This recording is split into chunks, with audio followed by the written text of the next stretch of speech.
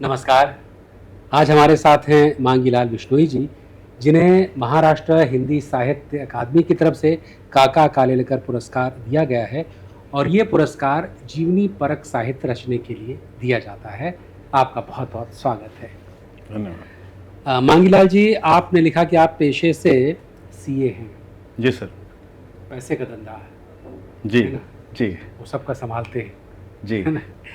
और उसके साथ-साथ साहित्य, ये बड़ा कॉम्बिनेशन डिफरेंट है।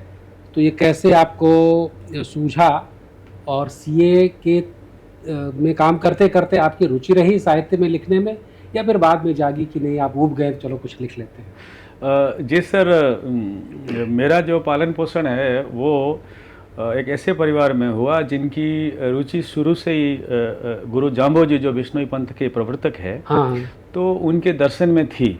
अच्छा। मेरी दादी जी हालांकि पढ़ी लिखी नहीं थी, लेकिन उनको गुरु जाम्बोजी की शबदवाणी कंठस्थ थी, बहुत सारी उनकी साखियाँ हैं वो कंठस्थ थी। तो इस तरीके से कहीं न कहीं वो एक साहित्य से मेरा जो जुड़ाव वो बचपन से ही हो गया। उनकी एक साखी सुनाएंगे? जी, तारण हार थला शिर आयो, जय कोई तिरे है तो तिरियो जीवने, जे जीवड़े को भलपण चाहो तो सेवा विशन की करियो जीवने। वाह! तो और बिश्नोई समाज मैंने देखा है कि प्रकृति को बचाने के लिए, प्रकृति से जुड़े हुए कामों करने के लिए बहुत जाना जाता है, ऐसा है?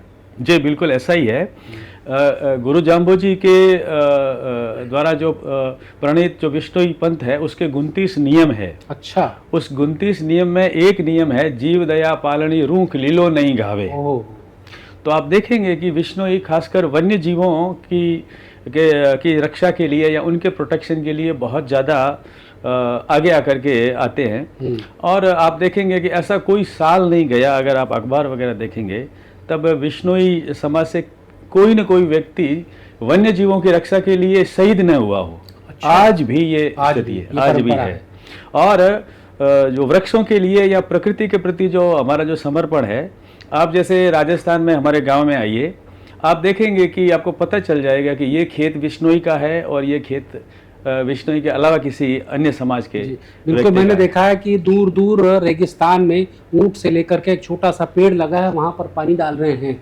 एक छोटा सा अपना जो हिरन है, उनको हिरन को ऐसे जैसे बच्चे को पानी दूध पिलाते हैं ना, है ना, वो मुंह में लगा के उस तरह से पानी पिलाते हैं। वो मैंने देखा है कई जगह वीडियोस में उस तरह। उसमें सर वो क्या होता है कि कई बार जैसे हिरण को कुत्ते वगैरह या शिकारी पशु उनको मार डालते हैं और बच्चा पीछे छूट जाता है। हाँ। तो ऐसे बच्चों को बिश्नोई अपने घर में ले आते हैं और बिश्नोई औरतें जिस तरीके से गोद में अपने एक तरफ है अपने नवजात बच्चे को दूध पिलाती है और दूसरी अपने है जो गोद के दूसरे हिस्से में है वो जो नवजात शिशु होता है हिरण का, उसको है जो स्तनपान करवाती है। तो इस तरीके का ये हमारे गुरु की जो गुरु का जो दर्शन है, उनकी जो शिक्षा है उस दर्शन में है, उस दर्शन में है। तो हमें ये बिल्कुल लगता ही नहीं कि हम कोई बड़ा काम कर रहे हैं या ऐसी कोई चीज है, ये हमारे जीवन का हिस्सा है। तो इसीलिए आपने जो उनका गुरु जाम्बोजी की जीवनी परक साहित्य के आपने रचा जी, और निश्चित रूप से जो आपने रचा है तो उसके अंदर काफी कुछ अंदर भी ग्रहण किया होगा आपने। जी सर, बिल्कुल। और इस तरह का और कोई साहित्य रचने का विचार है, कुछ लिख रहे हैं आप? जी, मैं ये गुरु जाम्बोजी की जीवनी पर तो मैं पिछले 5-6 साल से काम कर रहा था। तो अभी मैं फिलहाल हिंदी साहित्य में एमए कर रहा हूँ केसी कॉलेज से नियमित विद्यार्थी के रूप में। अरे आपको बहुत बहुत बधाई। धन्यवाद। रिसेंटली ही किया, 2016 में एमए किया है। जी हुआ हूँ मैं भी। जी। तो चलिए ठीक है, आप हम लोग साथ हो गए। तो आगे मैं इसमें गुरु जाम्बोजी की शबदवाणी पे मैं पीएचडी करना चाहता हूँ। गुरु जाम्बोजी की शबदवाणी का आलोचनात्मक अध्ययन। अच्छा। तो इस विषय पे मैं काम करना चाहता हूँ।